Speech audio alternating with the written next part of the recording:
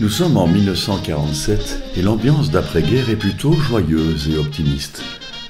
Dans la région des usines d'Attu, l'heure est à la reconstruction et à la relance économique. C'est dans ce contexte que Jean rencontre Marie et décide rapidement d'unir leurs destinées.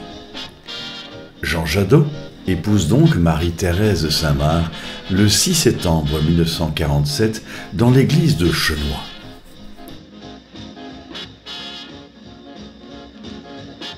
Très croyant, il décide que Lourdes sera le lieu parfait pour un voyage de noces digne de leur foi en Dieu et en leur amour. La petite histoire raconte que c'est à Lourdes même que leur premier enfant fut conçu. Il se dit tant de choses et je ne suis que narrateur. En tout cas, Lourdes va marquer à jamais le petit être qui viendra au monde le 6 mai 1948 à Pétanges. Ils l'appelleront, ce petit cadeau du ciel, Jean-Marie, et 3 jours plus tard, ils le baptiseront toujours à Pétanges. En revanche, sa première communion, c'est à Lourdes qu'il la fera. Ce sera le 14 mai 1954. Il passera sa tendre enfance entre Attu et Aubange. Jean-Marie était l'aîné d'une famille de 4 enfants, donc nous étions d'abord 3 frères, et puis Jean-Marie, moi-même, Claude, et puis une petite sœur, Marie-Noël, qui est née un peu plus tard. Et mon père étant ouvrier à l'usine d'Attu, Gaumet d'origine, il est venu s'installer avec ma mère, donc notre famille est venue s'installer d'abord à Attu, puis à Aubange, nous habitions à Attu au pied des hauts fourneaux. On peut le dire, on était vraiment à quelques centaines de mètres de l'usine d'Attu. Et puis parce que mon père aimait aussi la nature, aimait cultiver, espérait pouvoir être un petit peu ouvrier cultivateur comme souvent on l'était à cette époque-là, mes parents ont déménagé, ont acheté une maison à Aubange pour avoir un peu plus d'espace. Et donc nous avons vécu tous les 4 enfants, enfin notre famille, l'essentiel de notre enfance à Aubange.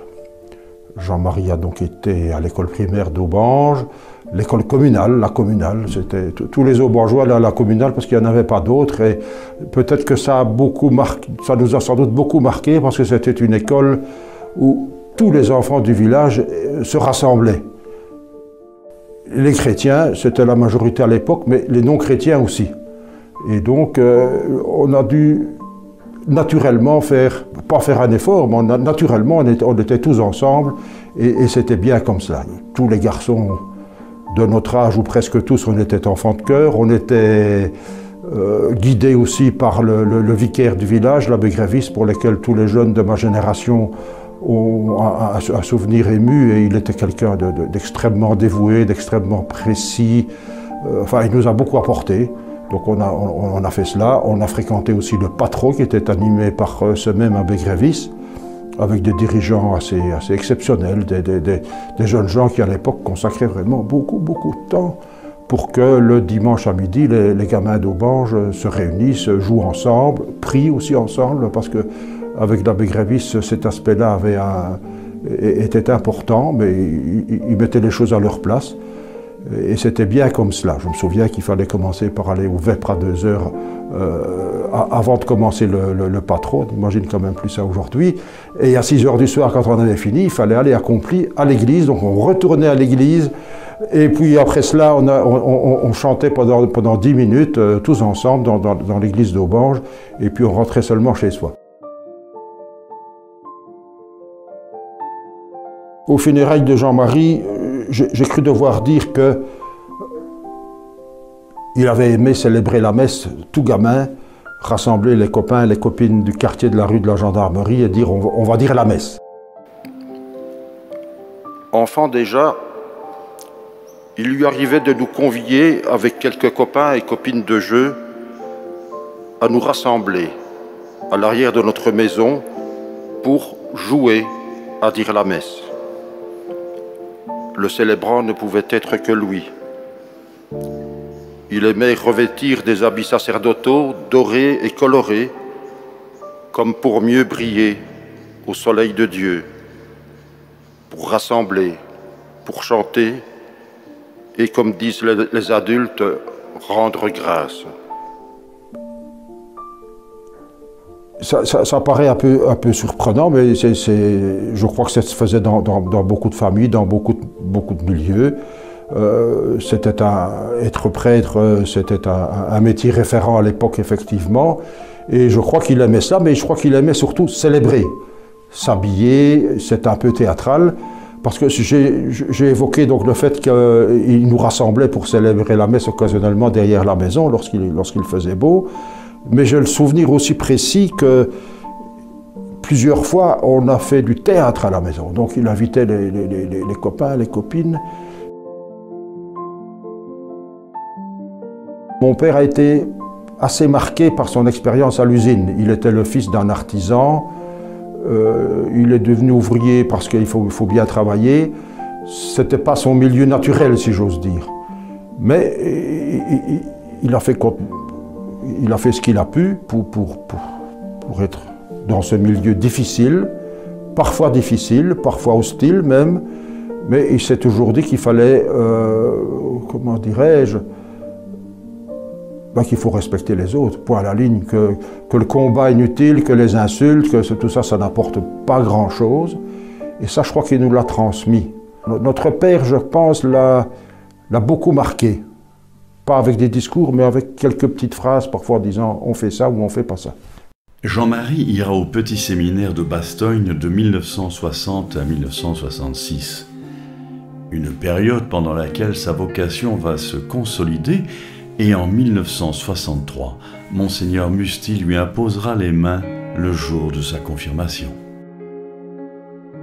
Lorsque Jean-Marie a eu 12 ans, il a été inscrit par mes parents au petit séminaire de Bastogne. Et donc il est devenu interne au petit séminaire de Bastogne. Je l'ai suivi 3 années plus tard et mon frère Claude 2 années plus tard. Ce qui fait que nous étions 3 jadots au petit séminaire de Bastogne, venant d'Aubange, c'était quand même pas mal. Nous étions hébergés au petit séminaire dans ce qu'on appelait les chambres de frères. Donc Jean-Marie et moi, on a passé 2 années là, en 6e, j'étais moi en 6e et 5e latine. Donc là, on a été très proches. Et les humanités, elles se sont poursuivies assez normalement. Jean-Marie a été, je crois, content d'être au petit séminaire de Bastogne, de rencontrer des gens qui l'aimaient bien, des professeurs qui l'ont aidé, qui l'ont encouragé.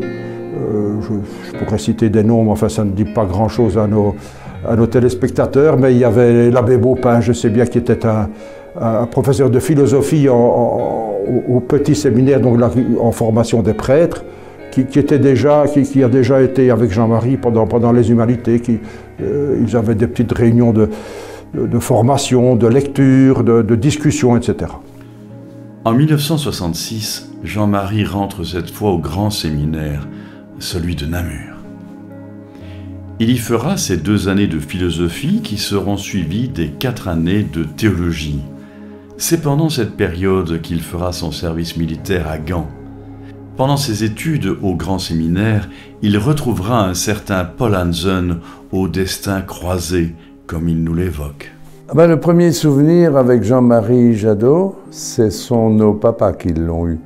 Parce qu'ils travaillaient à la même usine, à Thuir en l'occurrence. Monsieur Jadot venant d'Aubange, et papa venant de Abbe-la-Neuve. Voilà.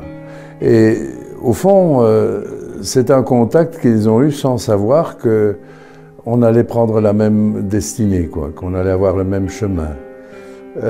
Jean-Marie ayant fait ses humanités au séminaire de Bastogne, moi j'ai été dans l'Institut Sainte-Marie d'Arlon, qui n'était pas un séminaire du tout. J'ai retrouvé Jean-Marie alors, qui était lui en 2e année du séminaire, et c'est là que je l'ai rencontré physiquement, je veux dire, avec beaucoup de sympathie parce que les Luxembourgeois étaient nombreux dans le séminaire de Namur. La plupart des vocations venaient des villages, des villes et des agglomérations et on a tout de suite sympathisé. Il ne s'est pas montré supérieur à moi, il a tout simplement été ce qu'il est resté jusqu'au bout, le frère. Parce qu'il disait je suis ton frère, voilà. Par malheur, Jean-Marie a perdu son papa. Et c'est mon papa qui l'a annoncé à la famille, en disant, tu connais un certain Jean-Marie Jadot? Ben oui, bien sûr. Ben, je connais son papa et il est décédé, voilà. Et on a accompagné Jean-Marie déjà parce qu'on formait déjà une équipe importante de soutien à celui qui marchait un petit peu avec quelque chose de lourd à porter, quoi, c'est ça. Hein. Et c'est ainsi que mon papa m'a entraîné à aller aux funérailles de Monsieur Jadot, voilà. Et j'ai rencontré toute la famille, la maman, Claude, Paul et sa sœur, et voilà. Donc on était déjà unis par un lien très fort, très fort. Quand il a été diacre, il est venu à Arlon. Il est venu à Arlon chez Monseigneur Maten. Et puis quand il a été ordonné prêtre, lui, en 72, et moi en 73, j'avais fait mon stage aussi à Arlon, près de Monseigneur Maten, avec l'abbé de la Colette, l'abbé Truc, et l'abbé Piron aussi. Beaucoup d'autres qui nous ont rejoints ici sur le terrain d'Arlon, sans savoir d'ailleurs qu'on allait revenir sur Arlon. Aussi surprenant que ça puisse paraître, c'est au Petit Château, là où on était convoqué pour faire les 3 jours, comme on disait, avant le service militaire. Moi, je terminais mes études à Louvain et je venais de recevoir mon ordre de marche de la part de l'évêché en disant « service militaire ». Et donc, j'ai rejoint le Petit Château et là, les séminaristes de Namur, dont Jean-Marie, et qui était avec moi, disons, à l'entrée du séminaire, c'est-à-dire quelques années auparavant, mais que je n'avais pas revu depuis, retrouvaille un homme en col romain. Alors là, je me suis déjà dit, moi qui venais de Louvain, on venait de connaître toutes les bagarres étudiantes, mai 68, etc. Je découvrais des théologiens venant du séminaire, col romain. Bon, ça s'est vite réglé après, puisque nous avons tous eu l'uniforme de l'armée belge. Et donc, première vraie année ensemble, ça a été effectivement au CIBI, ce que nous appelons CIBI, le centre des brancardiers infirmiers ecclésiastiques. C'était un spirituel et qui était presque naturellement chrétien, j'allais dire. Personnellement, moi j'ai été passé un peu par le creux de vague d'un séminaire universitaire où on avait commencé à remettre des choses en question. Mais lui, il était, comme son frère l'a rappelé aux funérailles d'ailleurs, depuis toujours orienté vers cette vocation-là. Et on le sentait effectivement marqué, comme chacun d'entre nous, par le renouveau conciliaire. Et ça, c'est peut-être un aspect qui nous réunit, notre génération en tout cas. Nous sommes entrés au séminaire au moment où le concile se terminait et où les documents sortaient. Et Jean-Marie, lui, a été spontanément marqué par le document sur la liturgie et les sacrements, la beauté de la liturgie, tout ce qui était autour de la liturgie, tout ça l'a fasciné. C'était la manière d'exprimer, bien sûr, sa foi, avec toujours ce qu'il a gardé jusqu'au bout, le goût du beau, car le beau mène à Dieu. Ça, c'est quelque chose d'assez fondamental, je pense, dans sa spiritualité, que je ne partageais pas toujours. J'étais peut-être un peu plus critique, un peu plus raide sur certains aspects du langage liturgique, mais globalement, c'est vrai qu'avec des entraîneurs comme lui, on a appris à goûter la liturgie. Jean-Marie sera ordonné prêtre à Namur le 9 juillet 1972 par Monseigneur Charru. Il célébrera dans la foulée sa première messe à Aubange le 16 juillet 1972.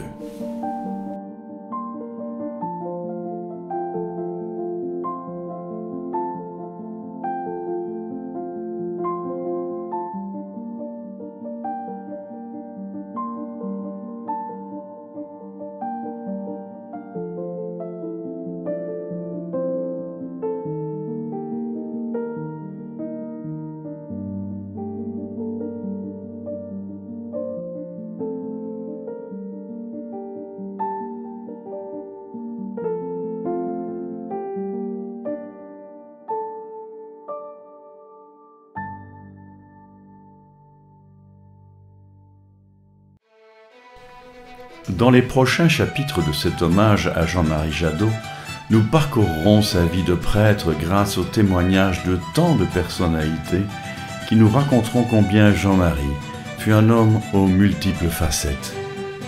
Nous verrons l'homme de Dieu, l'homme d'église, l'homme de goût, l'homme de relation,